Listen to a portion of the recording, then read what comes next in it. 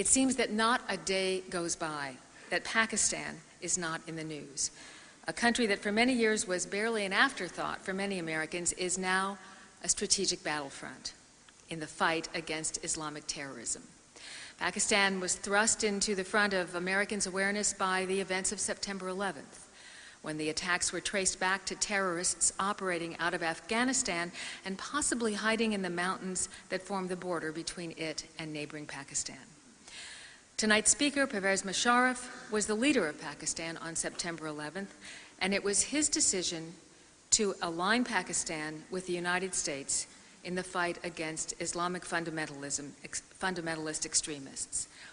Considering that Pakistan was one of only 3 countries that recognized the Taliban diplomatically, that decision was not made lightly or without consideration of domestic politics, because General Musharaf had become Pakistan's leader in a nonviolent military coup in October 1999. His hold on a country of fractious groups, including Islamic fundamentalists, was often tenuous.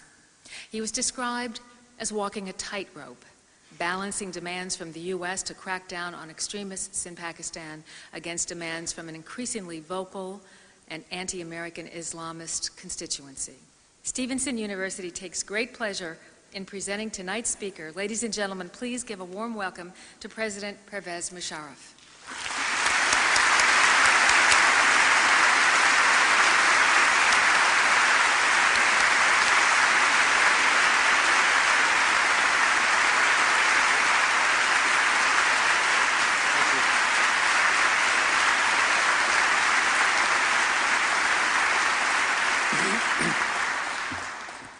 Thank you very much. Bismillah ar-Rahman ar-Rahim. Ladies and gentlemen, I come from South Asian region, which is the most volatile, maybe the most volatile region in the world. It is a home to 1/4 of the world. And may I also add here, home to maybe people who have the lowest social indicators.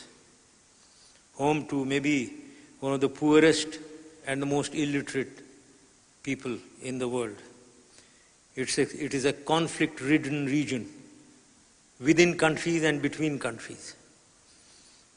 The most serious conflict being the conflict between India and Pakistan, the biggest major actors in South Asia.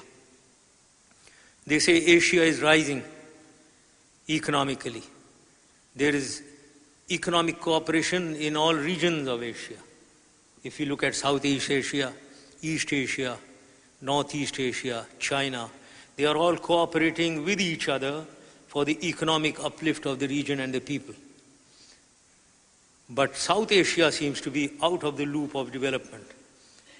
And this being out of the loop of development is basically because of conflict between India and Pakistan. Therefore, peace between India and Pakistan is absolutely essential. That is why what I believe in and I have always believed in. For the sake of the socio-economic development of the region, I think peace between India and Pakistan will usher in an era of socio-economic development within the region, intra-regional cooperation, and then that will lead on to inter-regional cooperation with other regions of Asia and the world indeed. How to get this peace is the challenge for South Asia. And therefore, ladies and gentlemen, the subject that I've selected, I thought I'll speak on current challenges confronting South Asia.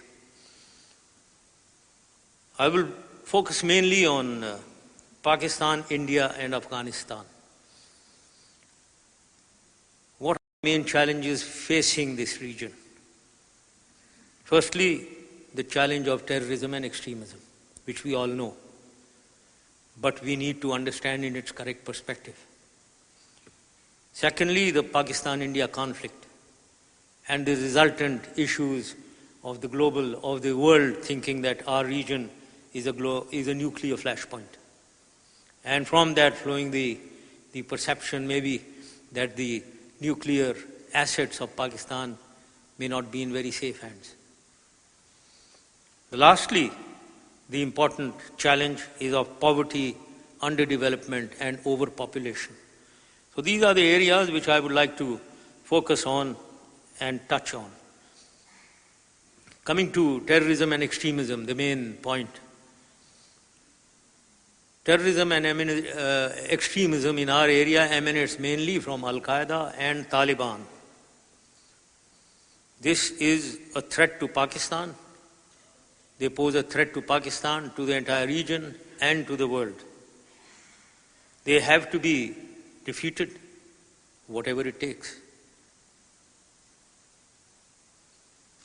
I was giving an interview very recently in Philadelphia, where before the interview, I was given they said it's a magic pen, whatever I write is going to be transmitted all over on all the radio stations.